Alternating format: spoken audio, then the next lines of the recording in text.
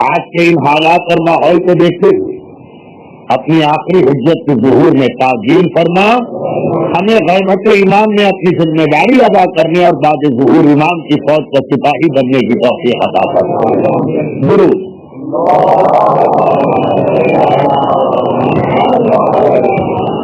کل کی مجلس اس منزل کے اختتام کو پہنچی تو فوری طور پر ایک سوالیہ نشان ذہنوں میں پیدا ہوا،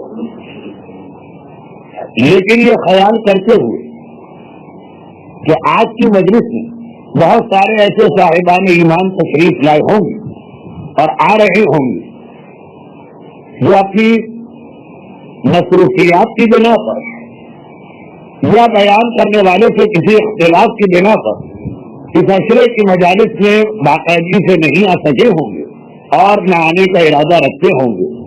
آج کی اس مجلس میں محبت ایمان کی وجہ سے آئے ہیں تو ان کے لیے بات کا سمجھنا مشکل ہو جائے گا، اس لیے میں کل کی مجلس کے آخر میں ان تمام مومنین کے ذہنوں میں پیدا ہونے والے سوال کا جواب جو مجلس سن رہے آج نہیں دے رہا ہوں، کل دوں گا۔ اور وہ سوال صرف اتنا کہ جب کل کی مجلس کے اختتام پہ یہ بات کہی گئی کہ جس آدمی کے پاس اتنا علم اور حکمت نہیں کہ وہ فوری طور پہ یہ پہچان سکے کہ جس نے ظہور کا دعویٰ کیا وہ وہی امام برحق ہے یا روایات کی روشنی میں جو امام سے پہلے آنے والے جھوٹے امام یہ ان میں سے کوئی جس کے پاس اتنا علم نہیں ہے کہ وہ فوری طور پہ یہ فیصلہ کر سکے، اسے انتظار کرنا، لیکن اس انتظار کے درمیان وہ کیسے پہچانے گا، یہ سوال تھا۔ یہ انتظار تو کر لیں گے، سلمان فارسی کے پاس تو کچھ نشانیاں تھیں، سلمان فارسی کے پاس تو کچھ علامتیں تھیں، ہم کیسے پہچانیں گے؟ انشاءاللہ اس کا جواب کل آنے والے کل کی مجلس میں۔ سوال بھی میں نے اس لیے پڑھ دیا کہ کل کی مجلس کے اختتام سے آج کی مجلس کے آغاز کے درمیان جو تقریباً 23 گھنٹے گزرے ہیں اس میں کئی مومنین نے یہ سوال پوچھا، ان تک میرا یہ پیغام کہ جی یہ سوال میرے ذہن میں ہے اور اس کا جواب دینا میری ذمہ داری۔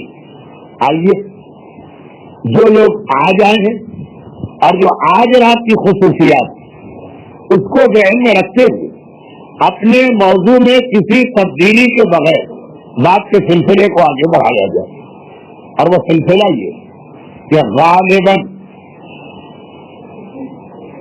یہ لفظ غالباً ذہن میں رکھیے گا، غالباً ظہور ایمان کے حوالے سے اس زمانے کے صاحبان ایمان میں جو معصومین کے دور میں تھے سب سے زیادہ شدت کے ساتھ سڑک چوتھے امام کے دور کے مومنین میں پیدا ہوئی۔ اگرچہ ہمارے سامنے پیغمبر اسلام اور مولا علی کے کئی ایسے خطبات جو ظہور ایمان کے موضوع پہ اس لیے دیے گئے کہ مجمع میں موجود کسی صاحب ایمان نے کوئی سوال کر دیا، حمید ابن زیاد کے حوالے سے، اسبق ابن نباتا کے حوالے سے، سلمان فارسی کے حوالے سے، جابر ابن عبداللہ انصاری کے حوالے سے کئی روایتیں اور خطبات، لیکن وہ اس طرح کہ 100 اور 200 کے درمیان کسی ایک کے دل میں آخری امام کا تصور آیا اور اس نے سوال کر دیا تو اللہ کے رسول نے وقتاً فوقتاً اس سوال کا جواب دیا۔ مولا کائنات کے زمانے میں خصوصیت کے ساتھ جو وہ 5 سال خلافت ظاہری کے یہ سوال پوچھا گیا اور اس کا جواب دیا گیا، اور پھر 5ویں اور 6ویں اور 8ویں اور 10ویں امام کے زمانے یہ 4 معصوم 5ویں 6ویں 8ویں اور 10ویں ان کے زمانے میں بھی عام مومن مجمع یہ سوال کرتا رہا، لیکن سب سے زیادہ شدت کے ساتھ اور اس انداز سے کہ 1 2 5 7 10 نہیں، تقریباً 95 بلکہ 99 بلکہ 100% صاحبان ایمان بار بار یہ سوال کر رہے تھے کہ آخری امام کب آئی۔ کیوں؟ چوتھے امام کی امامت میں صاحبان ایمان کے درمیان یہ مسئلہ اتنا اہم کیسے بنا؟ اور اس کی وجہ بہت ہی واضح. چوتھے امام کی امامت 35 سال کی. 61 ہجری میں کربلا کا واقعہ پیش آیا اور 95 ہجری میں چوتھے امام کی شہادت ہوئی. تو فرام 61 to 95 34 سال اور 15 دن کی مدت امامت بنتی. یہ چھوٹی مدت نہیں. پورے دنیا سے رخصت ہوئے, جوان بڑھاپے کی منزل میں داخل ہوئے, بچے جوان ہوئے ہیں, پوری نسل کربلا کے واقعے کے بعد پیدا بھی ہوئی اور جوان بھی ہو گئی.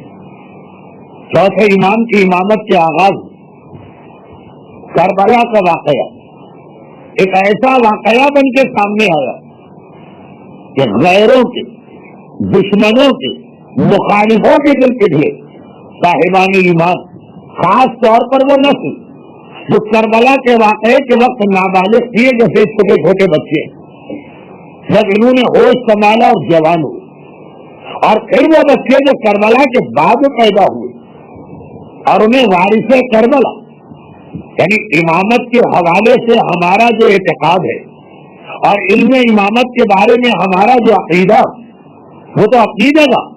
چوتھے امام کی خصوصیت یہ ہے کہ خود کربلا میں تھے اور تمام واقعات کے گواہ تھے, اور ایسے گواہ تھے کہ مجھے اس مجمع کو یہ بتانے کی ضرورت نہیں کہ ساری زندگی جہاں تشریف لے گئے کربلا کا واقعہ اور کربلا کی اذا کو قائم کیا.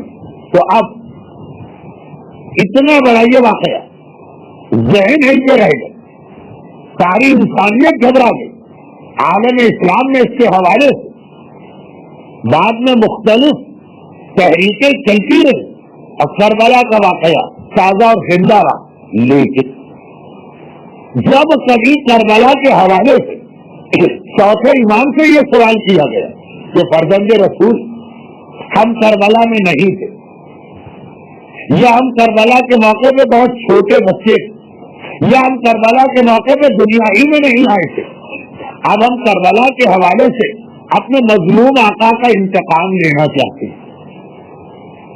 اور یہ سوال چوتھے امام سے بار بار کیا جا رہا تھا.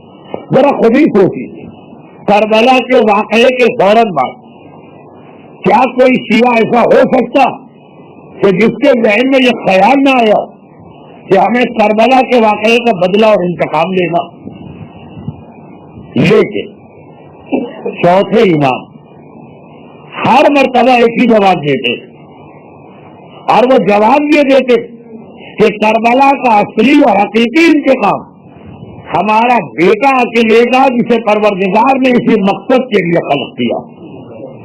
اگرچہ ساتھ میں یہ جملہ بھی اضافہ کرتے کہ میرا یہ بیٹا آدم سے لے کے اپنے ظہور تک کے سارے مظلوموں کے خون کا انتقام لے گا.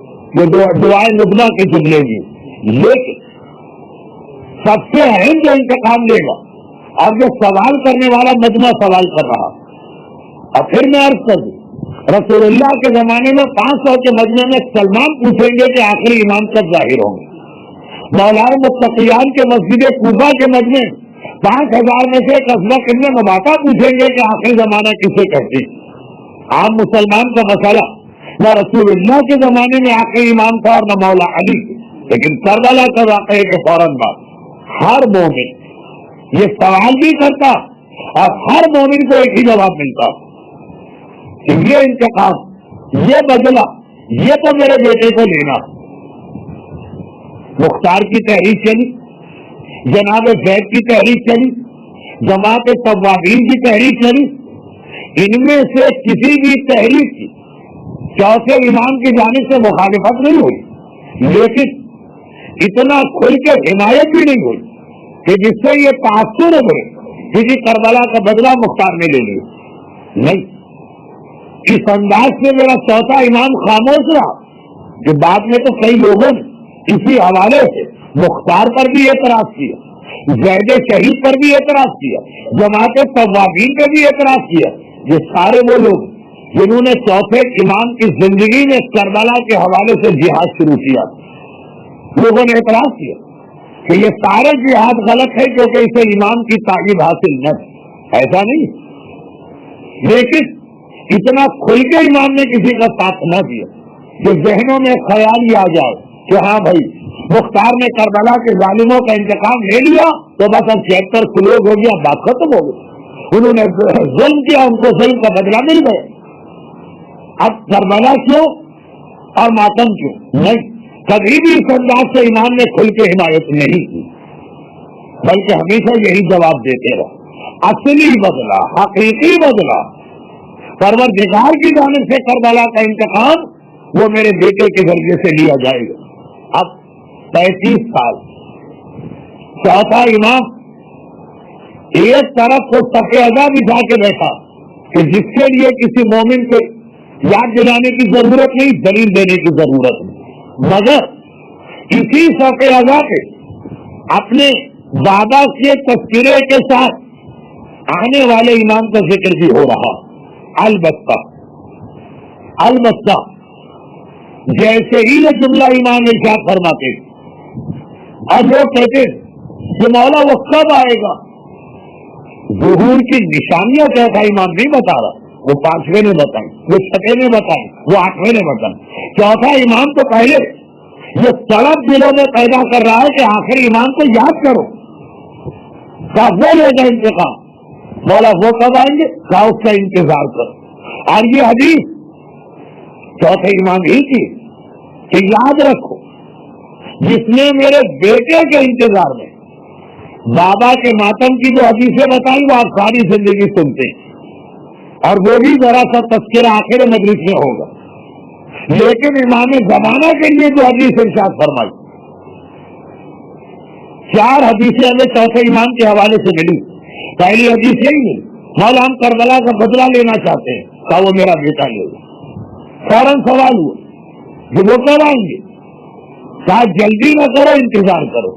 یہ جو کل کی مجلس تھی کہ جلدی نہ کرو، جلدی نہ کرو، یہ چوتھے امام نے بھی بتایا جلدی نہ کرو، انتظار کرو۔ اب انتظار اشد من الموت عربی کا محاورہ، اور اتنی عربی تو آپ کو آتی ہے کہ آپ ترجمہ کیے بغیر سمجھ گئے، یہ انتظار بڑی مشکل بات، تو مولا انتظار کتنا انتظار کرنا، کہا کہ انتظار کے ثواب کو سمجھو، اگر کسی نے اپنی زندگی میرے بیٹے کے انتظار میں گزار دی تو اس کا ایسا اجر ہے کہ جیسے وہ میرے بیٹے کے خیمے میں ان کے سامنے اپنے خون کا نذرانہ پیش کر رہا ہے اور اس میں شہادت سے فائز ہو رہا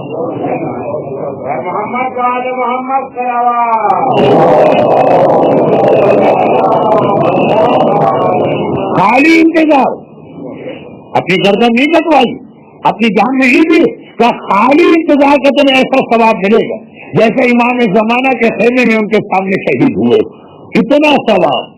افضل الاعمال لامتی انتظار الفرج، پیغمبر کی حدیث چوتھے امام نے بار بار دہرائی، میری امت کے لیے سب سے افضل عمل ہے انتظار، مگر پیغمبر نے افضل الاعمال کہا اور چوتھے امام نے کہا گویا تم نے امام زمانہ کے خیمے میں ان کے قدموں پر اپنی جان نثار کی ہے، رتبہ شہادت کو حاصل کیا، خالی انتظار کا یہ ثواب۔ لیکن اتنا ثواب سننے کے بعد بھی، اتنا ثواب سننے کے بعد بھی جب صاحبان ایمان نے ذرا سی بے چینی ظاہر کی تو اب ایک عجیب حدیث ارشاد فرمائی، جس میں 2 جملے، بس یہ 2 جملے، دیکھیں سارے حالات چوتھے ایمان کے چل رہے، لیکن ایک بات یہ بھی یاد رکھو، تم جو کربلا کے حوالے سے، اچھا اب ایک بات اس مجمع کو میں بالکل شروع میں ہی بتا دوں کہ جو حدیثیں میں پڑھ رہا ہوں یہ نقل بالمعنی کر کے پڑھ رہا ہوں، یعنی حدیث میں تو ایک ہوتا ہے ایمان کے الفاظ اور پھر ایک ہوتا ہے کہ ان الفاظ کا اپنی زبان میں خلاصہ یا اپنے الفاظ میں پیش کرنا، تو یہ الفاظ سب ایمان کے نہیں مفہوم۔ تو چوتھے امام نے فرمایا کہ یہ جو تم کربلا کی وجہ سے، دیکھیں میرا وہ جملہ سمجھیے گا کہ تمام معصومین کے مقابلے میں چوتھے امام کے زمانے کے جو مومن تھے وہ سب سے زیادہ امام زمانہ کے لیے تڑپ رہے تھے، کیونکہ امام زمانہ کے ظہور کو کربلا کے واقعے سے منسلک کیا گیا. جس کے دل میں اب کربلا کی یاد ہے وہ ایمان کے لیے تڑپے گا. لیکن فوراً ہی یہ ارشاد فرمایا کہ سنو، میرا بیٹا ظاہر ہو کے کربلا کا بدلہ تو لے گا، لیکن اس کے ظہور کا زمانہ جو لوگ پائیں گے انہیں مشکل ترین امتحان دینا، کیونکہ آخری زمانے میں یہ چوتھے امام کی حدیث جو آپ نے سنی تو بہت زیادہ، اگر حوالہ بھول گئے کہ کس امام نے ارشاد فرمایا تو آج یاد کر لیجیے کہ آخری زمانے میں جلتی ہوئی آگ اور دہتا ہوا انگارہ اپنے ہاتھ میں رکھ کر صبح سے شام تک کھڑا رہنا آسان، مگر اپنے ایمان کو صبح سے شام تک بچا کے لے جانا مشکل ہے. تم انتظار کر رہے کربلا کے حوالے سے کہ وہ آئے اور کربلا کا انتقام لے تو ہمارے دل خوش ہو، لیکن اس کا آنا کتنا بڑا امتحان. دہتی ہوئی آگ، دہتا ہوا کوئلہ، جلتی ہوئی آگ، یہ ہاتھ میں رکھ کے کھڑا ہونا آسان ہے، لیکن اپنے ایمان کو بچا کے لے جانا ہر آنے والا دن اتنا مشکل ہوگا. اور پھر وہ آخری جملہ یہ بھی بہت مشہور ہے کہ آخری زمانے میں تو ایمان اس طرح سے دلوں سے رخصت ہوگا جیسے رات کو کوئی سرما لگا کے سوئے اور صبح کو بیدار. سب کس طرح سے وہ سرما آنکھوں سے اڑ گیا، جس کی آنکھ میں سرما لگا اسے بھی پتہ نہیں چلتا، جس کے دل سے ایمان چلا گیا اس سے بھی پتہ نہیں چلے گا کہ کب میرا ایمان گیا، کیوں گیا، کیسے گیا. لیکن صبح سے شام بے شمار مومنین کے ایمان جائیں. بھائی ایمان کا مطلب ہی ہے کہ بات مومن سے ہو رہی، منافق تو کوئی تھوڑی ہو رہی، اس کے پاس ایمان ہے کہاں کہ جو جائے گا. کافر سے کوئی تھوڑی جا رہی، مومن سے بات کی جا رہی. یہ ساری حدیث ہے جس میں خاص طور پہ یہ چوتھے امام نے ارشاد فرمائی. اس کے ذریعے سے آخری ایمان کے لیے لوگوں کو تیار بھی کروایا. کربلا کے واقعے کے فوراً بعد کربلا کے خون کا بدلہ لینا ایک ایسا جذبہ تھا کہ ہر مومن کے دل میں پیدا ہوا. میں بار بار یہ جملہ کہنا نہیں چاہتا کہ چوتھے امام 35 سال تک رہے، لیکن اس کے بغیر آپ کے ذہن میں شیطان ایک شبد ڈال سکتا. اگر یہ ذہن میں آ جائے کہ کربلا کے اگلے سال امام بات کر رہے تو آپ کہیں گے جو کربلا کے اگلے سال تھے تو وہ تو بدترین مجرم ہوئے کہ جو کربلا کے واقعے میں پہنچے.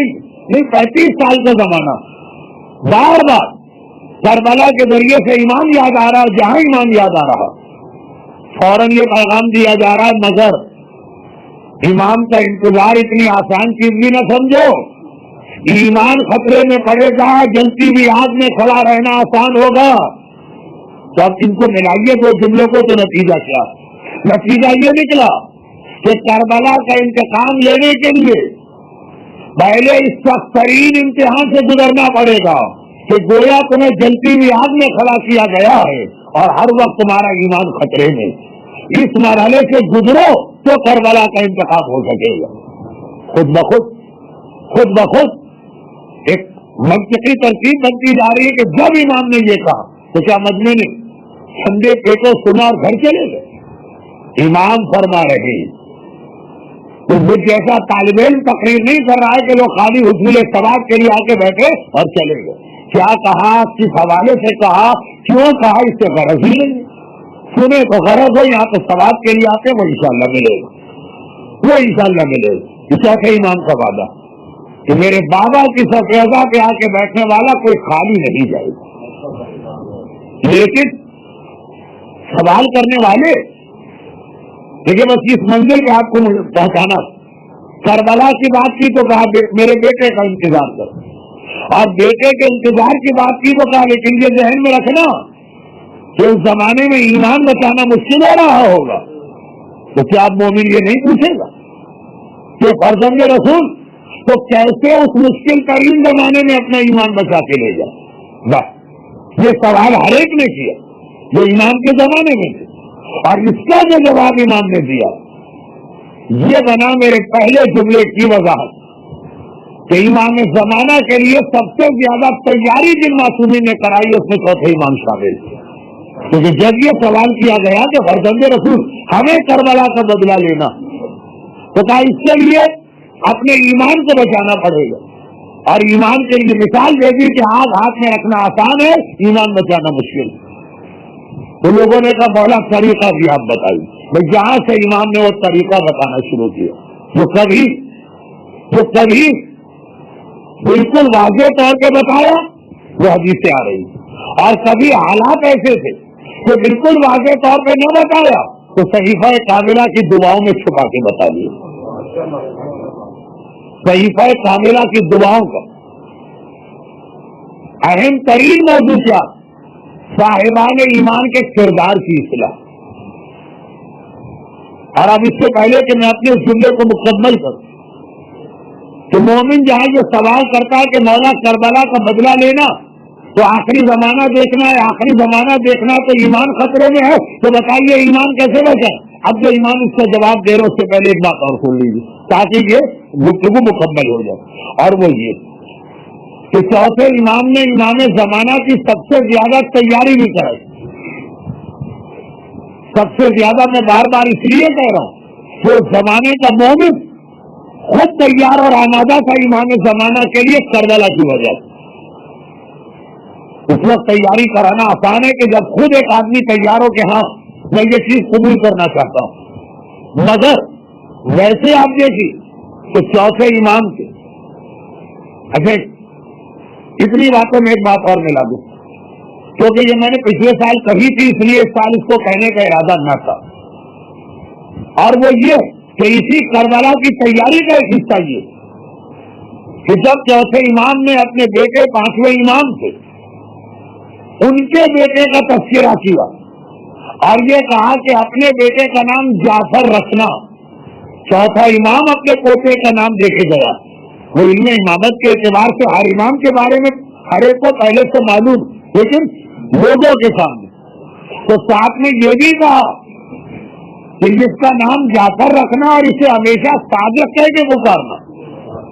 کیونکہ خاندان اہل بیت میں اگرچہ جعفر بھی ایک بہت مشہور نام ہے لیکن چھٹے امام کے علاوہ جو دوسرے جعفر مشہور ہونے والا تھا وہ جعفر قذاب و جعفر طواب تھے. 11ویں امام کے بھائی اور 12ویں کے چچا. تو دیکھیے چوتھا امام 8 اماموں کے بعد جو 12واں امام آ رہا اس کے لیے کس طرح سے تیار کرایا کہ دیکھو میرا یہ پوتا بھی جعفر اور ایک وہ بھی جعفر آنے والے، یہ بھی خاندان اہل بیت وہ بھی خاندان اہل بیت. کہیں لوگ ان دونوں کو مشتبہ نہ کر کے ہمیشہ اسے صادق کہنا تاکہ یہ جعفر صادق اور جعفر طواب کیا لگ رہا ہے.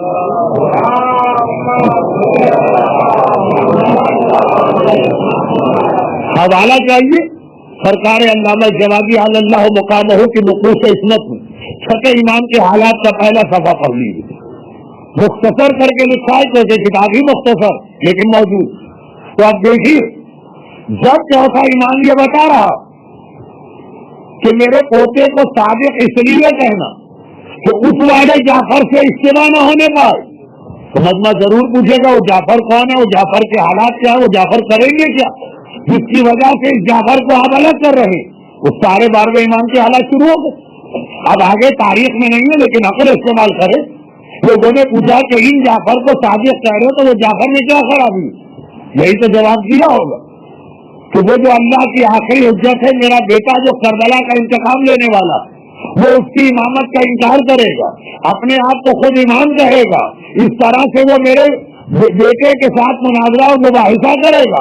حتیٰ یہ کہ 11ویں امام کی نماز جنازہ پڑھانے آ جائے گا اور میرے بیٹے کو غیبت سے نکل کے اس اپنے چچا کو ہٹانا پڑے گا. یہ ساری باتیں بتائی.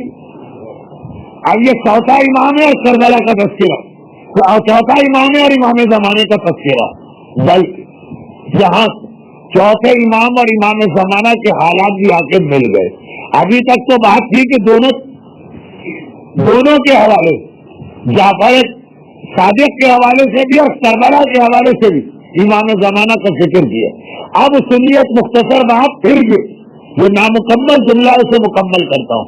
چوتھے امام اور امام زمانہ کے حالات بھی یہاں سے مل گئے. چوتھے امام وہ امام کہ جن کے سامنے دعوی امامت ان کے چچا محمد حنفیہ نے کیا.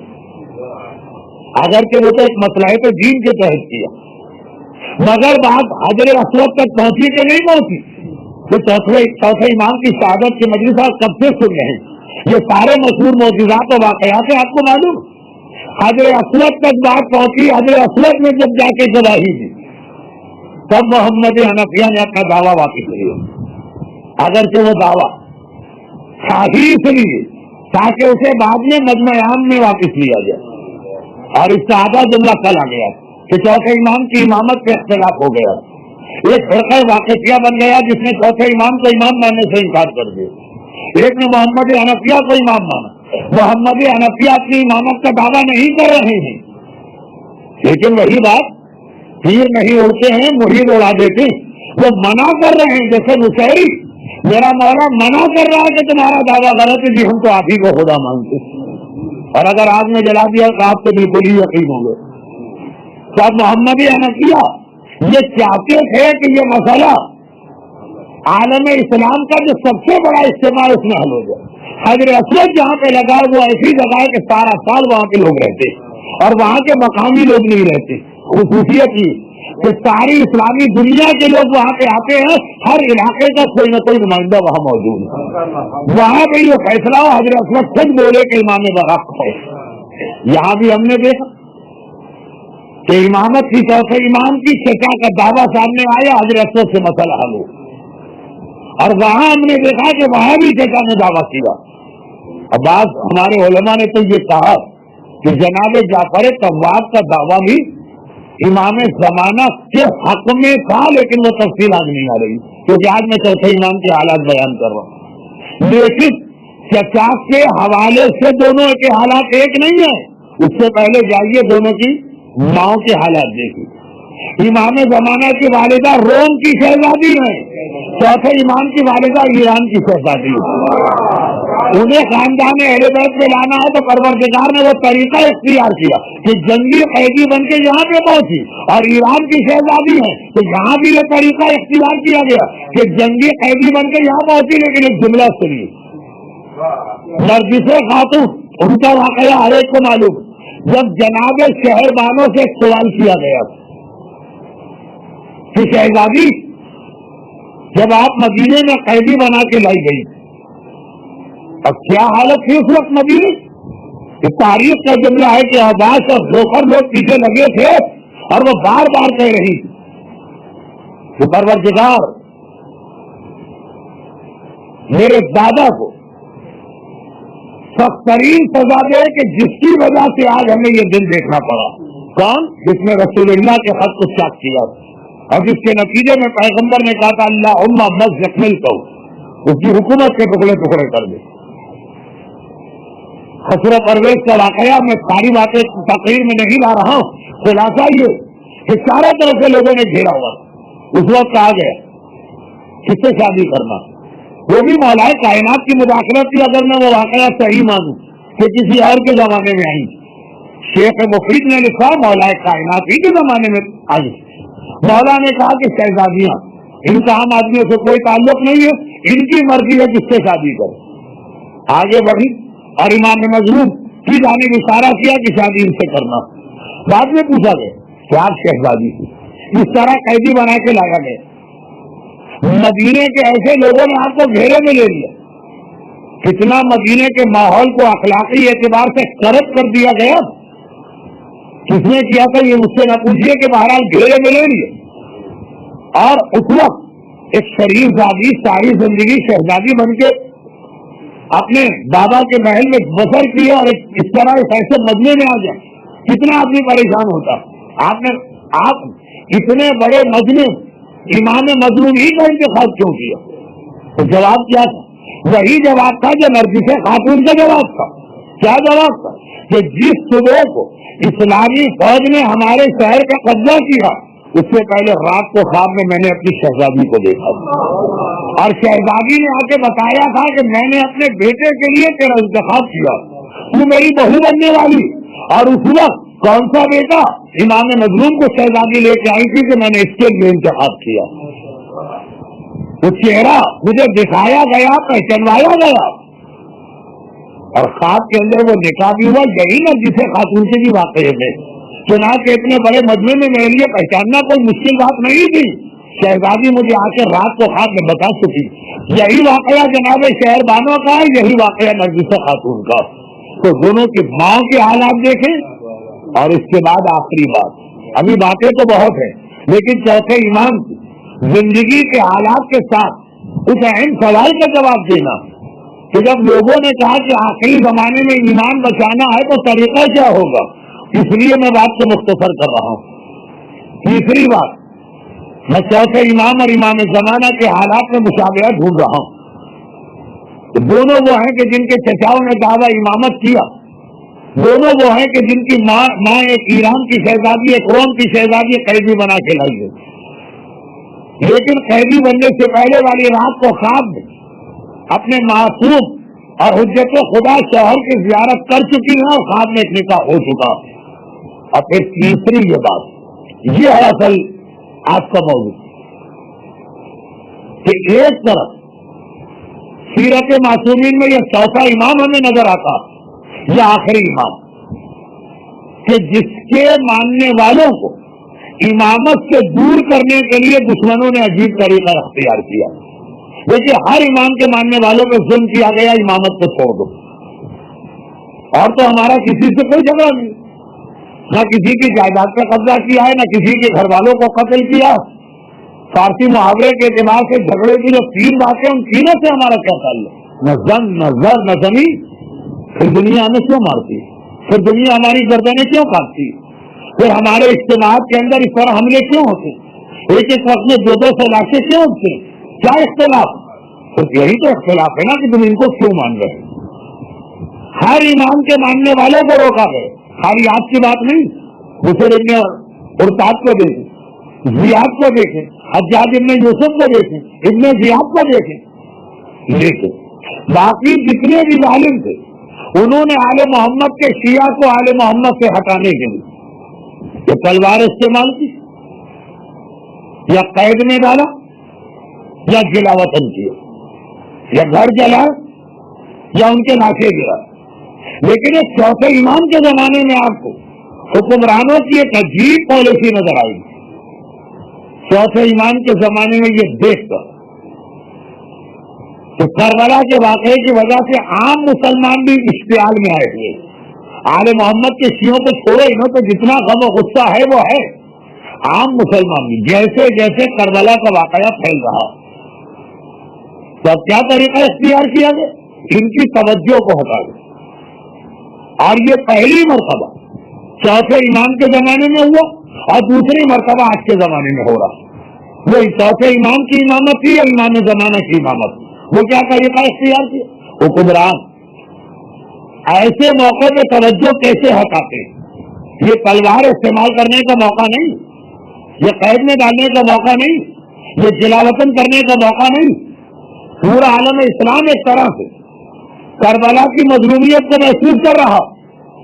کس کس کو قتل کریں گے، کس کس کے خلاف تلوار چلائیں گے؟ کیا طریقہ اختیار کیا؟ لوگوں کو عیاشی میں ڈال دیا، کھیل تماشوں میں ڈال دیا، شراب و کباب میں ڈال دیا، گانے اور رقص میں ڈال دیا.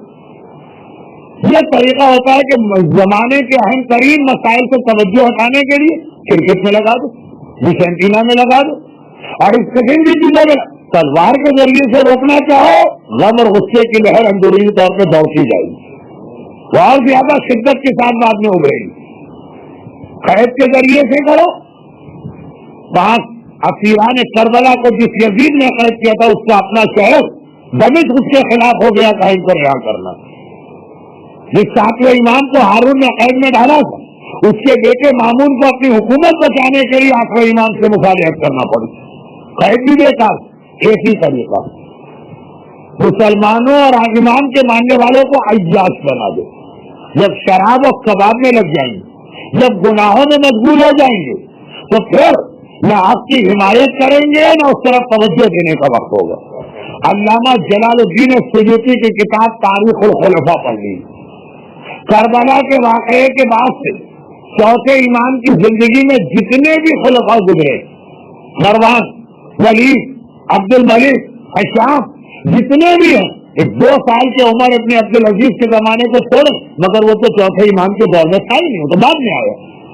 چوتھے امام کے زمانے تک جتنے حکمران گزرے، ذرا ان کے حالات، میں اپنی کسی کتاب کا حوالے نہیں دے رہا، کس طرح سے کھل کے عیاشی کی جا رہی ہے۔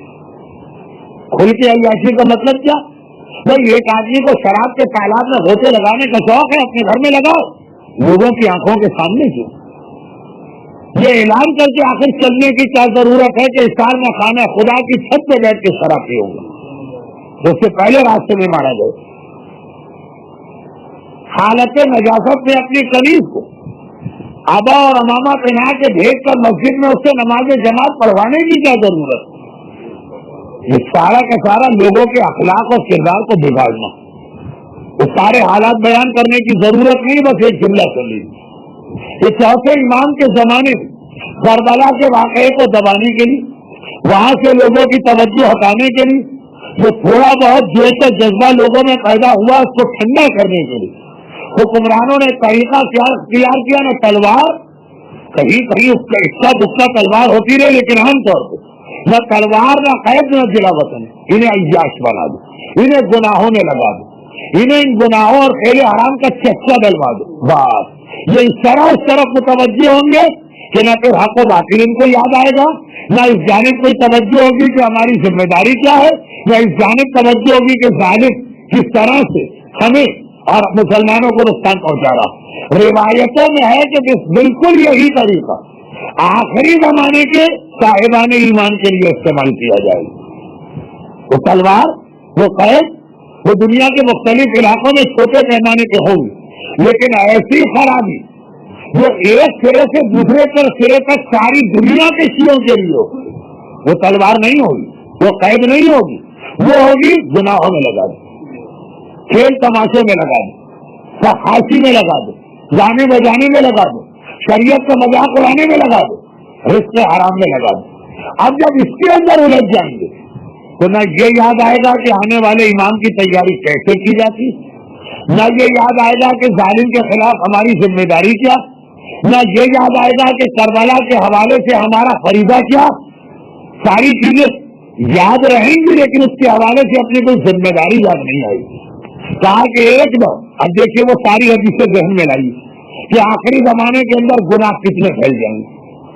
اور یہاں پہ ایک بات اور سن لیجیے کیونکہ مجھے یہ مجلس بہرحال بہت جلد ختم کرنا ہے۔ جلد کا مقصد یہ کہ بیان 1 گھنٹے سے زیادہ نہیں ہونا چاہیے، پھر مسائل کا بیان الگ سے، اس لیے میں بات کو ساتھ رہا تو چوتھے امام اور امام زمانہ دونوں کی امامت میں ان کے شیعوں کا مسئلہ یہ بنا کہ تلوار چلائی گئی، بھائی شہید ہوئے، مختار شہید ہوئے، جماعت تبلیغی شہید ہوئی، لیکن وہ ہر علاقے میں چھوٹے پیمانے پر، بڑے پیمانے پر جس سے شیعوں کو گمراہ کیا گیا وہ گناہ، اور یہی آخری زمانے کے امام کے حالات میں آتا ہے۔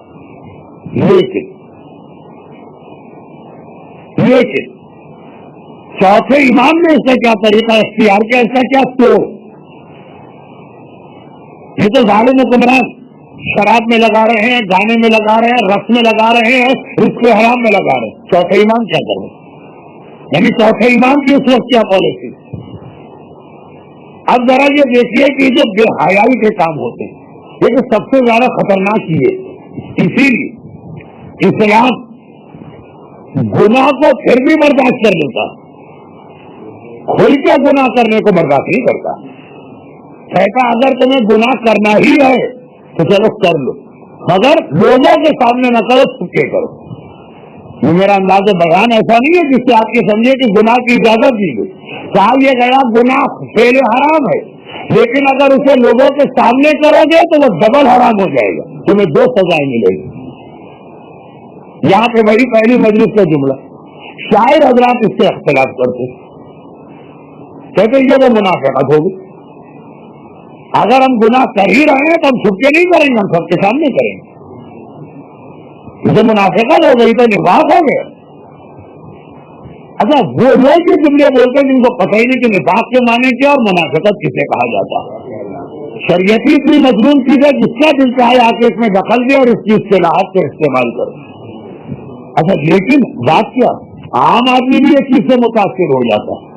پہلی مجلس میں کہا تھا نا کہ کچھ دلیلیں ہوتی ہیں جو سننے میں بڑی اپیلنگ لگتی ہے, لیکن غور کریں تو اس کے اندر جان کچھ نہیں. یہ دلیل ہے بڑی اپیلنگ, اچھے خاصے لوگ چکرا جاتے ہیں, یہ بات تو صحیح کہی جا رہی ہے. بھائی جب اللہ سے نہیں ڈر تو بندے سے کیا ڈر؟ نہیں, یہ اسلام کے مزاج کے خلاف. کہتا اول تو گناہ نہیں ہونا چاہیے, لیکن اگر ہو تو اسے چھپا کے کرو. ایک ہی سزا ملے گی, اگر اعلان کرو گے تو دو ہی سزا. ایک آدمی روزہ نہیں رکھتا ہے لیکن کسی کو ظاہر نہیں ہونے دیتا, اس کا گناہ کم ہے, اور ایک پبلک کے سامنے آ کے کھانا کھاتا اس کا گناہ زیادہ اور سزا بھی زیادہ.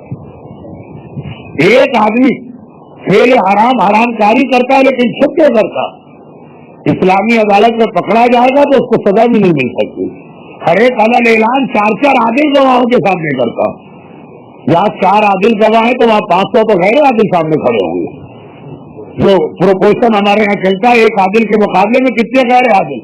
اسی لیے جوش ملی آبادی نے کہہ دیا کہ اسلام میں اصل میں گناہ کی سزا ہی نہیں ہے, وہ سزا تو بے حیائی کی سزا. لیکن وہ آدمی جیسا بھی ہو, بات اس نے یہاں ایک کام کی تھی, کیونکہ اسلام گناہ اور منافقت الگ چیز. گناہ کو اسلام کیا کہتا ہے؟ بیماری.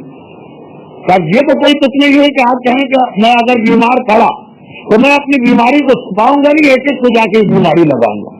ٹی بی کا مریض آ گیا اور آپ کے سامنے آ کے کھانسنے لگے گا, آپ کیا کہیں گے کہ بھائی اگر ٹی بی تم کو ہو ہی گئی ہے تو اسے اپنے تک رکھو اور ذرا محدود کرو. وہاں یہ شاعروں کی دلیل کیوں آدمی آ گئی تو منافق نہیں. اگر ٹی بی کے مریض ہیں تو سب کو ٹی بی کرا کر ہی مریں گے. بات آپ اس کو بالکل خلاف عقل سمجھیں.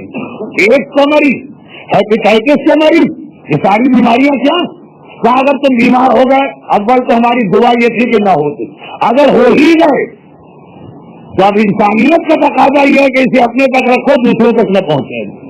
یہی گناہوں کا مسئلہ. گناہ جنگل کی آگ کی طرح سے پھیلتے. اگر کسی کو گناہ کرنا ہی ہے تو اپنی حد تک رکھے. تاریخ و خلفاء جلال الدین سیوطی بتا رہی کہ چوتھے امام کے زمانے میں اصل کام یہ کیا گیا کہ گناہ اس طرح کھلے عام کیے گئے تاکہ بڑی تیزی کے ساتھ پھیلے. اب دیکھنا یہ ہے کہ اسلام ایسے گناہوں کا علاج کیا بتاتا. کون سے گناہ؟ عام گناہ نہیں, بے حیائی والی. بے حیا یعنی سب کے سامنے, سب کے سامنے. خود ایک روایت ہے نا, حیا کسے کہتے, شرم کسے کہتے. شرم و حیا کا ایک تصور ہے کہ یہ خالی عورت نہیں ہونی چاہیے, اور وہ بھی غیر شرعی ہے تب بھی چل جائے گی. خسر سے پردہ کیا جائے گا, دیور سے پردہ نہیں ہوگا. وہ شرم حیا کا تقاضا ہے کہ خسر سے پردہ جو ہمیشہ کا محرم ہو گیا. جس شوہر کی وجہ سے محرم بنا وہ شوہر مرمرا گیا, طلاق دے کے الگ ہو گیا, تب بھی وہ بہرحال بات کی طرح ہو گئے. یہ ہندوستان میں طویل عرصے تک یہ رواج رہا تھا. اب تو خیر کسی سے پردہ نہیں, لیکن جب اس وقت دیور سے پردہ نہیں ہے جس سے پردہ شریعت سے واجب.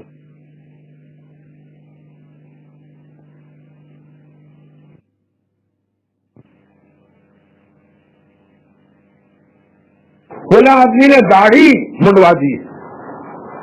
بڑا نازک موضوع ہے, لیکن یہاں ابو ظہبی کے لیے نہیں.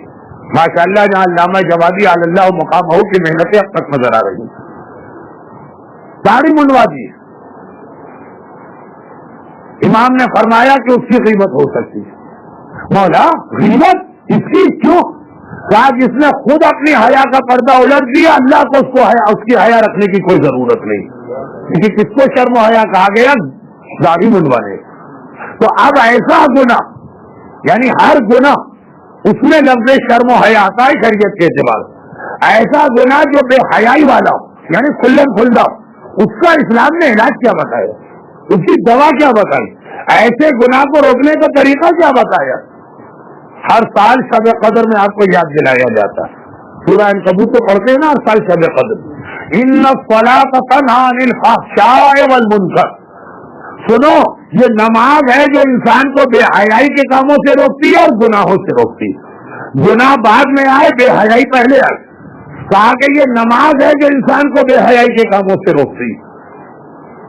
چوتھے امام کے زمانے میں لوگوں کو بے حیائی پہ مجبور کیا جا رہا، اور آخری امام کے ظہور سے پہلے لوگوں کو بے حیا بنایا جائے گا۔ وہ جو جملے ایسے ہیں کہ ممبر سے کہتے ہوئے برا لگ رہا، گرچہ معصومین نے یہ جملے ممبر ہی سے کہے۔ مرد کی مرد سے شادی ہوگی، عورت کی عورت سے شادی ہوگی، اور شادی کے جو اعمال اور افعال ہیں وہ کھلے عام جانوروں کی طرح سڑکوں پہ ہوں گے۔ یہ سب کیا ہے؟ آخری زمانے کے نشان، یعنی بے حیائی کا ماحول بنایا جائے۔ اب دیکھ لیجیے، آج سے 10 سال یا 15 سال پہلے جو چیز برداشت نہیں ہو سکتی کہ باپ اور بیٹی یا بھائی اور بہن یا ماں اور بیٹا ایک ساتھ بیٹھ کے وہ بات سنے، آج وہ ڈسینٹینا میں آتی ہے اور سب بڑے شوق سے سن بھی رہے ہیں اور ساتھ ساتھ تبصرے بھی ہو رہے ہیں۔ یہ پہلا مرحلہ ہے، یہ تو مرحلہ وار کام ہوتا، لیکن تقریر بہت لمبی ہو گئی۔ خلاصہ یہ کہ چوتھے امام نے اپنے زمانے کے حالات میں اس کو روکنے کا کیا طریقہ اختیار کیا، جو قرآن نے بتایا، نماز بے حیائی کے کاموں سے روکتی۔ چوتھے امام نے اپنی امامت، وہ نماز جو اسلام میں اول دن سے واجب، سب سے پہلی عبادت جو اسلام میں واجب ہوئی وہ نماز ہے۔ روزہ تو بہت بعد میں آیا، زکوٰۃ تو بہت بعد میں آئی، حج تو بہت بعد میں آیا، خمس تو بہت بعد میں آیا، جہاد تو بہت بعد میں آیا۔ پہلی عبادت جو اسلام میں واجب ہوئی ہے وہ نماز، اور روز قیامت عمل کا جو پہلا سوال ہوگا وہ نماز کے بارے میں ہوگا۔ اول پرسش نماز بوت۔ لیکن چوتھے امام نے اپنی زندگی نماز کو اتنا زیادہ اہم بنا کے لوگوں کے سامنے پیش کیا۔ وجہ کیا ہے؟ ہر امام ایسا ہی نمازی ہوگا، چوتھے امام کے حوالے سے ہی نماز اتنی اہم کیوں بنی؟ اس لیے کہ جو زمانے کی خرابی تھی، بے حیائی اور کھلا گناہ والے کام، اس کا توڑ، اس کا علاج یہ نماز ہے۔ چنانچہ چوتھا امام اتنا زیادہ اس نماز پہ زور دے رہا۔ دو وجوہات ہیں، پہلی وجہ بھی بتا رہا ہوں، دوسری وجہ بعد میں بتا کے منزل مسائل پر آؤں گا کہ میرا پانچواں امام جب یہ ارشاد فرمائے کہ سنو، ہمارے گھر کے باغ میں کھجور کے 500 درخت ہیں، اور میرا بابا ہر رات ہر درخت کے نیچے 2 رکعت نماز ضرور پڑھتا تھا۔ اور کیسی نماز؟ ہمیں تو اگر ایسی نماز پڑھنا پڑے تو کیسی اتھک پٹک ہوتی ہے، وہ آپ جب قدر میں دیکھ لیا کر۔ 102 رکعت نماز کیسی ہوتی؟ یہ بھی کاٹ دو، وہ بھی کاٹ دو، اس کو بھی مختصر کرو، اس کو بھی مختصر کرو۔ اب جتنی مختصر ہو سکتی ہے پیش نماز بیچارہ اس کی ہی پڑھاتا، مولانا اس میں کچھ اور کمی نہیں ہو سکتی۔ اور یہاں میرے آقا اور مولا کی ہر رات کی 1000 رکعت کی نماز، گھر میں آگ لگ گئی، اور ایسی آگ لگی کہ سیدانیاں فریاد کرتی ہوئی گود کے بچوں کو لیتی ہوئی باہر نکلی، سارا گھر خالی ہو گیا، غلام پانی لے کے آئے، آگ کو بجھایا گیا۔ یہ چوتھے امام کے مشہور حالات ہیں، لیکن میں اس کو امام کے اس جہاد سے منسلک کر رہا ہوں۔ جب آگ بجھ گئی لوگ گھر میں آئے تو دیکھ کے حیران ہو گئے کہ چوتھے امام جو نماز پڑھ رہے تھے اسی طرح سے نماز کا سلسلہ جاری۔ اور خالی یہی نہیں، جب امام کی نماز مکمل ہوئی اور امام نے جلی ہوئی دیواروں کو دیکھا تو ایک مرتبہ پوچھا یہ ہوا کیا، یہ دیواریں کیسے جل گئی؟ اب تو حیرت اور بڑی۔ پہلے یہ سمجھ رہے تھے کہ آگ کا احساس ہوا ہوگا، لیکن آگ کی وجہ سے نماز نہیں توڑی۔ امام کا جملہ تو بتا رہا ہے، امام کو پتہ ہی نہیں چلا کہ چاروں طرف کیا ہو رہا۔ وہ ایک ایسا جملہ کہا کہ جس کا جواب ویسے سمجھ میں نہیں آتا، پہلے جواب سنا دو اس کے بعد سمجھانے کی کوشش کرو۔ کہا مولا گھر میں ایسی آگ لگی سارا محلہ اکٹھا ہو گیا اور آپ تو اس کمرے میں تھے اور آپ کو پتہ بھی نہ چلا۔ آخر اس آگ کا ڈر، اس آگ کا خوف، اس آگ کا احساس کس چیز نے آپ کے دل سے نکالا؟ کہا جہنم کی آگ میں۔ جہنم کی آگ سبب بنی تھی کہ دنیا کی آگ کو میں بھول گیا۔ اچھا بتائیے جملہ کیا امام اپنے لیے کہہ رہے ہیں؟ نعوذ باللہ۔ اور یہ کوئی ایسی حدیث تو نہیں ہے کہ جس پہ آپ کہیں کہ جی ہمارے حلق سے نہیں اترتی۔ صحیفہ کاملہ میں تو اس سے زیادہ سخت جملے استعمال ہوئے، آپ صحیفہ کاملہ کا انکار کر دیں گے؟ دعائے مکارم الاخلاق جو ہر شب قدر پڑھی جاتی ہے اس میں تو اس سے زیادہ سخت جملے استعمال ہوئے۔ اے خدا میں روتا ہوں اس وقت کو یاد کر کے جب ملک الموت میری روح بڑی سختی سے نکالے گا، اور میں روتا ہوں فشار قبر کے عذاب کو یاد کر کے، اور میں روتا ہوں کہ منکر و نکیر کو کیا جواب دوں گا، اور میں روتا ہوں کہ قیامت کے دن اپنے گناہوں کا بوجھ اپنی کمر پہ اٹھا کے کیسے آؤں گا۔ یہ تو صحیح ہے، کاملہ ہے نا۔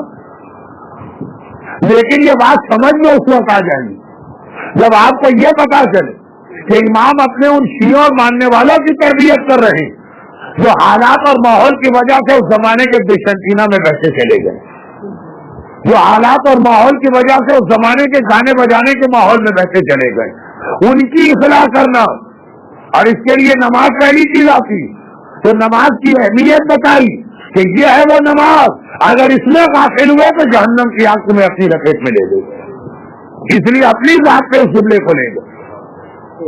اور اسی 25 محرم کے فوراً بعد شاید 26 محرم جب مدینے کے باہر کے لوگ یہ خبر سن کے مدینے میں آئے کہ چوتھے امام شہید ہو گئے، تو مدینے کے باہر کے مومنین تھے وہ آئے۔ اب وہ چوتھے امام کے جنازے میں شریک نہ ہو سکے، دور دور سے آئے، امام کی ایک تمیز سے کہا کہ تم کتنے خوش قسمت، ساری زندگی تمہیں آقا اور مولا کی خدمت کا موقع ملا، ذرا ہمیں یہ تو بتا دو کہ ہمارے آقا اور مولا کی زندگی تھی کیسی؟ کہا تفصیل سنو گے کہ اختصار اور مختصر سنو گے؟ امام کی زندگی تفصیل کے ساتھ کون سن سکتا؟ کہا مختصر بتاؤ۔ لیکن انہیں یہ نہیں معلوم تھا کہ مختصر کا مطلب ہے کہ کنیز صرف 2 جملے کہے جو آدھے منٹ میں پورے ہو گئے۔ کہا میں اتنے سال اس گھر میں رہی، نہ کبھی رات کو بستر بچھایا، نہ کبھی دن کو کھانا تیار کیا، چپ بیٹھی۔ سننے والے چکرا گئے کہ ہم چوتھے امام کے حالات سننا چاہتے ہیں، تم کیا کرتی تھی کیا نہیں کرتی تھی اس سے ہمارا کیا تعلق؟ کہا یہی چوتھے امام کے حالات، میں 30 سال امام کے گھر میں رہی ہوں، ایک رات ایسی نہ گزری جس میں ساری رات امام نے نمازیں نہ پڑھی ہو، بستر بچھاتی کس کے لیے بچھاتی، اور ایک دن مجھے یاد نہیں ہے جب امام بغیر روزے کے ہو کھانا پکاتی تو کس کے لیے پکاتی۔ یہ 35 سال، یہ 30 سال کربلا کے بعد کے، ہر امام اتنا ہی عبادت گزار۔ چوتھے امام کی عبادت اس لیے اپنی سامنے آئی کہ چوتھے امام کی عبادت اپنے سینوں کی اصلاح کی وجہ سے لوگوں کے سامنے کی گئی کہ یہی وہ چیز ہے جو تمہیں گناہوں سے بچا سکتی ہے۔ وہاں سے کھلم کھلا گناہ ہو رہے، عصمت و طہارت کے گھر سے اس طرح سے عبادتیں اور واجبات کا پیام دیا جا رہا۔ اور آج بھی یاد رکھیے گا کہ اس بیسنٹینا اور اس بے حیائی اور فحاشی کے ماحول اگر کوئی چیز ہمارے ایمان کو بچا کر ہمیں امام زمانہ کے قابل بنانے والی ہے تو اس میں سارے فہرست اس نماز کا نام۔ لیکن چوتھے امام کی عبادت اپنے معصوم بزرگوں اور اپنی معصوم اولادوں کے مقابلے میں زیادہ مشہور کیوں ہوئی؟ ہر امام سید الساجدین ہے، ہر امام زین العابدین ہے، یعنی سجدہ کرنے والوں کا سردار ہے۔ کہ مولا کی عبادت کوئی کم؟ کیا میرے مظلوم آقا امام حسین کی عبادت کوئی کم؟ جن کے لیے خود چوتھا امام کہتا۔ لوگوں نے پوچھا چوتھے امام سے، یہ خاندان اہل بیت کے عام طریقے سے ہٹ کر آپ کے بابا کی اولاد بہت کم، کہا تجھے کم اولاد سے تعجب ہے، مجھے اس سے تعجب ہے کہ اتنی اولادیں بھی کیسے ہو گئی۔ میرا بابا کربلا کا شہید ساری رات اتنی نمازیں پڑھتا کہ وقت کہاں تھا کہ وہ اپنے گھر جائے۔ میں جملے بدل کے بات کر رہا ہوں تاکہ توہین امامت نہ ہو، مگر سید الساجدین اور زین العابدین میرا چوتھا امام قرار پائے۔ میرے مولا کی عبادت کم نہیں ہے، پھر بھی ان کا یہ لقب نہ بنا۔ کربلا کے شہید میرے آقا حسین مظلوم جن کی آخری رات بھی عبادت میں گزری، مگر پھر بھی سید الساجدین اور زین العابدین چوتھے امام بنے۔ تو ایک تو وجہ یہ تھی، اور یہ دراصل اپنے زمانے کے شیعوں کے لیے بھی تھا اور آخری زمانے کے شیعوں کے لیے بھی تھا کہ جب بے حیائی کا کھلم کھلا گناہ کا رواج ہو جائے تو جو چیز سب سے پہلے تمہیں بچائے گی، اس لیے تمہیں اپنے ہی کو نہیں اپنے بچوں کو بھی نمازی بنانا، وہ یہی عبادت۔ اور اس لیے بھی سید الساجدین اور زین العابدین تھے کہ ساجد کہتے کسے؟ یہ سید الساجدین ہے نا. عابد کہتے کسے؟ یہ تو زین العابدین ہے نا. ساجد اور عابد وہ بنتا جو عام حالات ہوں، گھر میں ایئر کنڈیشن چل رہا ہو، مسجد میں کارپیٹ بچھے ہوئے، اچھی طرح سے وہ دس کے کھا پی کے آیا، صحت کا عالم بھی، گھر والے بھی عزت و آبرو کے ساتھ گھر میں بیٹھی، اور پھر وہ آ کے بارگاہ الہی میں سجدہ کرے تو وہ ساجد بنتا، اور پھر وہ آ کے عبادت کرے تو وہ عابد بنتا. لیکن جو اس طرح سے سجدہ کرے اور جس طرح سے عبادت کرے، 3 دن کی بھوک اور پیاس ہے، اتنی بیماری ہے کہ بستر سے خود سے کھڑے نہیں ہو سکتے. جب کھڑے ہونے کا وقت آتا تو پھوپھی زینب سہارا دیتی، جس کے خاندان کے بے گور و کفن لاتے اس کے چاروں طرف بکھرے ہوئے، جس کے گھر کی مقدرات عصمت و طہارت خیمے جل گئے ہیں، بے مقنا و چادر کے جلتی ریتی پہ بیٹھی، اور پھر جب وہ سجدے میں پیشانی رکھے تو مغرب سے لے کے اگلی فجر تک سجدہ کرے، وہ ساجد نہیں ہوتا، وہ سید الساجدین ہوتا، وہ عابد نہیں ہوتا، وہ زین العابدین ہوتا. ایسا سجدہ اور ایسی عبادت with due respect کسی اور امام معصوم کو یہ مرحلے والی عبادت و سجدے کی ضرورت نہ پڑی یا وہ موقع نہ آیا. اللہ اللہ، شام غریبہ میرے چوتھے امام کو وہ سجدہ جو انہیں سید الساجدین بنا گیا، اور شام غریبہ میرے چوتھے امام کی وہ عبادت جو انہیں زین العابدین بنا گیا. ماننے والوں کے لیے پیغام تو ہے کہ ہم ایسی حالت میں سجدہ کریں اور تم ایشو آرام میں سجدہ نہ کرو. ہم جلتے ہوئے خیموں کے درمیان عبادت کریں اور تم اپنے خیر و عافیت سے بیٹھے ہوئے گھر والوں کے درمیان عبادت نہیں کرتے. لیکن ایسا سجدہ کہ مجھے یقین کامل ہے کہ اس سجدے کو دیکھ کر اور اس عبادت کو دیکھ کر بھی پروردگار نے کہا ہوگا کہ اے ملائکہ، تمہارے اس سوال کا ایک جواب یہ بھی ہے. تم تو یہی کہہ رہے تھے کہ ہم افضل ہیں، یہ خون بہائے گا اور فساد برپا کرے گا. آ کے دیکھو میرا ایک ایسا بندہ بھی ہے، یہ اس کے بابا کا لاشا، یہ اس کے چچا کا بازو کٹایا ہوا لاشا، یہ اس کے جوان بھائی کلیجے میں برفی کا پھل کھا کے آرام کر رہا، وہ اس کے ننھے بھائی کا گلا پھدا ہوا، اور ان کے درمیان سبحان ربی الاعلی و بحمدہ. تو میرا مظلوم آقا سجاد جو کربلا کے ایسے مسائل کا گواہ بھی بنا اور اسے ایسے وقت میں منصب امامت سنبھال کے کربلا کے ٹوٹے ہوئے قافلے کو سنبھالنا پڑا، تو کیا کہا جائے کہ اس کے بعد ساری زندگی میرا چوتھا امام ان مسائل پہ رویا. خالی رویا بھی نہیں، دوسروں کو رلایا بھی، اور خالی رلایا بھی نہیں ہے، ساری اسلامی دنیا میں رونے کی سفیدہ کو دکھایا بھی، مختلف انداز سے دکھایا. البتہ اس میں سجاد اکیلا نہیں، کوئی بیوی بھی سجاد کے ساتھ، کیونکہ بہت ہی مشہور واقعہ ہے، زہری کا تفصیل نہیں بتاتا. جب اتنا آ کر کہا کہ میرے بیٹے کی شادی ہے شرکت کیجیے، سجاد نے یہی تو کہا تھا کہ کربلا کے واقعے کے بعد ہمارے گھرانے سے شادیوں میں شرکت کا رواج ہی اٹھ گیا، تو فرزند رسول میں آپ کو اپنے گھر کیسے بلاؤں؟ کہا میرے بابا کی صفِ اعضا بچھا دو. اور جو صفِ اعضا بچھی اور مجمع کے بیٹھا، اب یہ چلا سجاد کو بلانے کے لیے، دیکھا گھر کے دروازے پہ میرا آقا کھڑا. بولا آپ نے کیسے زحمت کی؟ میں تو خود آ رہا تھا. کہا جہاں میرے بابا کا تذکرہ ہوتا ہے نا، وہاں کسی کو ضرورت نہیں ہے کہ مجھے لینے جائے، میں خود سے آتا ہوں. اور اکیلے نہیں آتے ہیں، کیونکہ جب مجلس ختم ہوئی اور لوگ اتنا گریہ کر رہے ہیں کہ کسی کو کسی کا ہوش نہیں ہے، مجلس ختم ہوئی، مجمع چلا، اب صاحب خانہ سجاد کی تلاش میں منبر کے قریب آئے کہ جہاں میں اپنے آقا کو بٹھا کے گیا وہاں تو نہ ملے، ملے تو کہاں ملے؟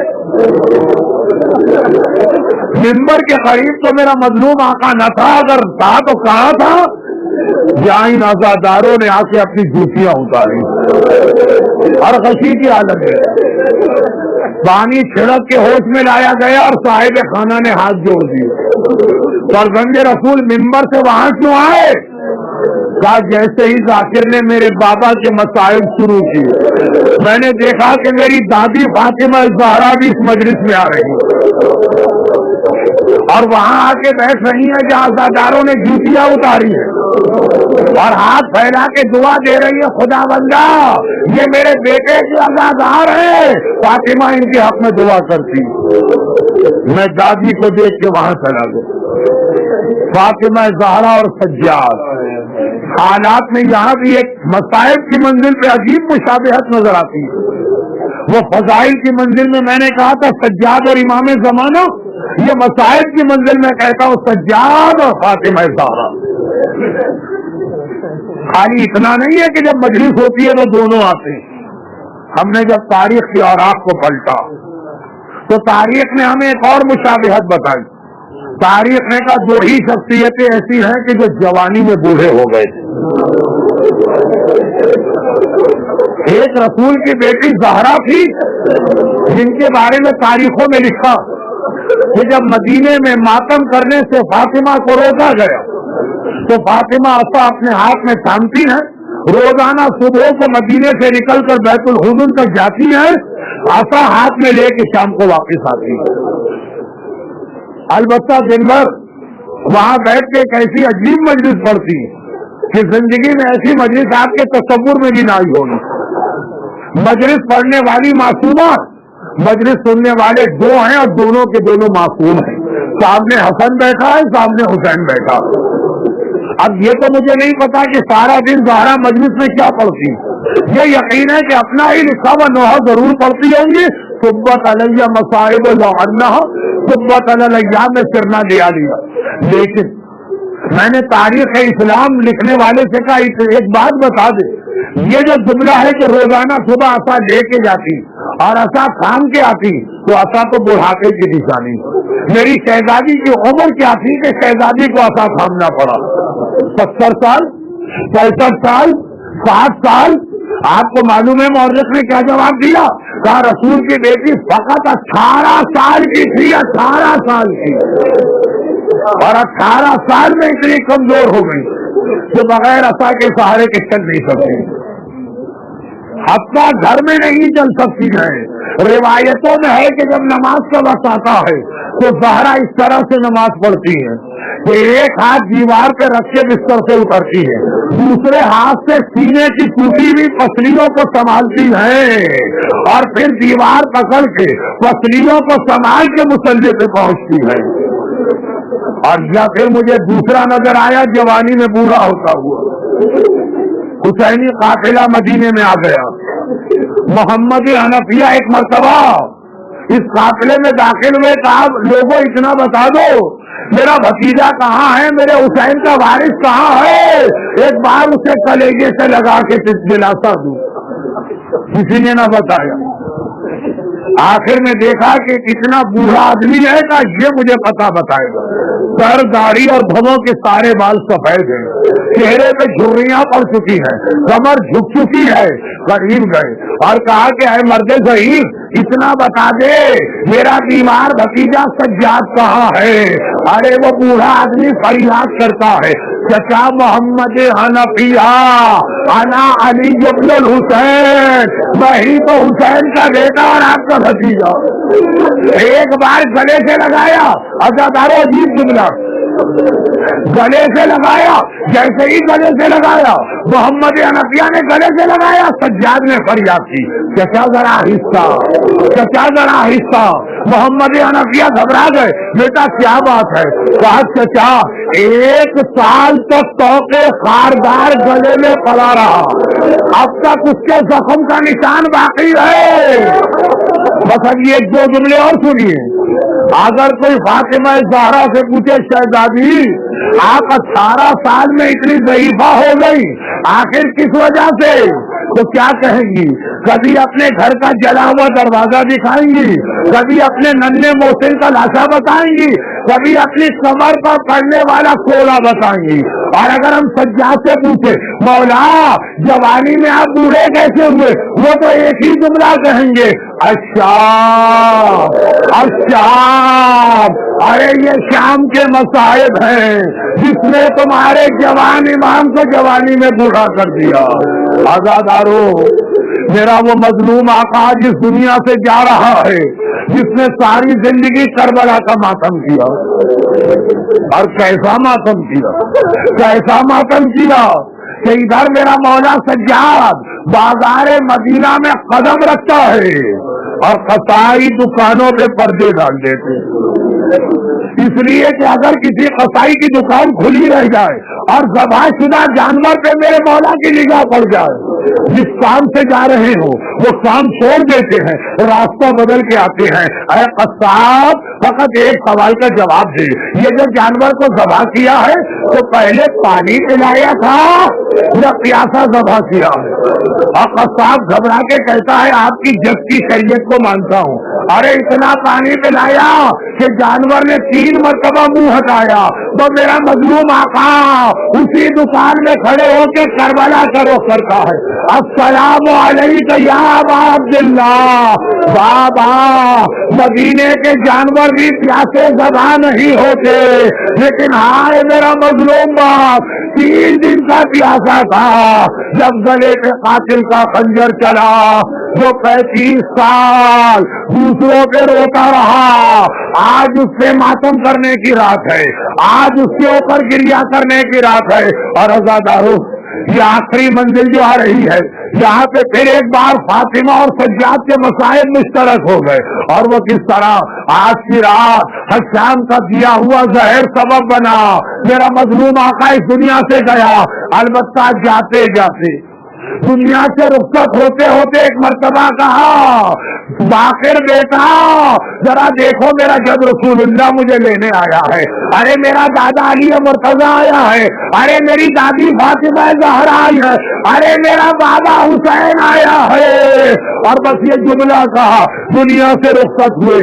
इमाम बाकिर बाबा की मैयत को लेके गुस्ल खाने गए, और जो लोग बाहर हैं, जो लोग बाहर हैं वो गुस्ल खाने से इमाम बाकर के रोने की आवाज सुन रहे हैं।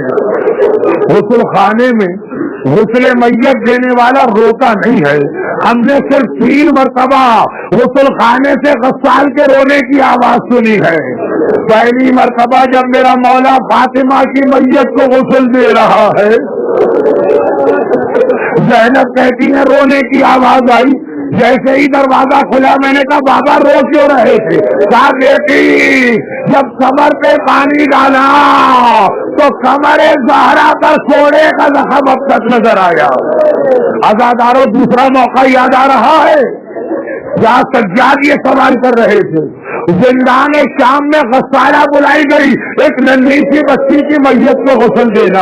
अरे एक बार गुस्ल खाने में गई, चीखे मारती हुई बाहर आई और फरियाद करने लगी, अरे इस बच्ची में तुमने कितने जुल्म किए, सर से पैर तक ये जख्मी है, कहीं कोड़े, कहीं तमाचे, कहीं नेज़ों की अली। और आज तीसरा मौका है, गुस्ल खाने से रोने की आवाज आ रही है। गुस्ल मुकम्मल हुआ, एक मरतबा इमाम बाकिर आए, लोगों ने पूछा मौला क्यों रो रहे थे? कहा जब मैंने कुर्ता हटाया तो गर्दन पर 35 साल बाद 35 साल बाद भी वो तड़के खारदार का निशान नजर आया, और कमर उन कोड़ों की वजह से आज भी सियासी जो करबला के हिसाब मेरे चौथे इमाम खाते हुए गए थे।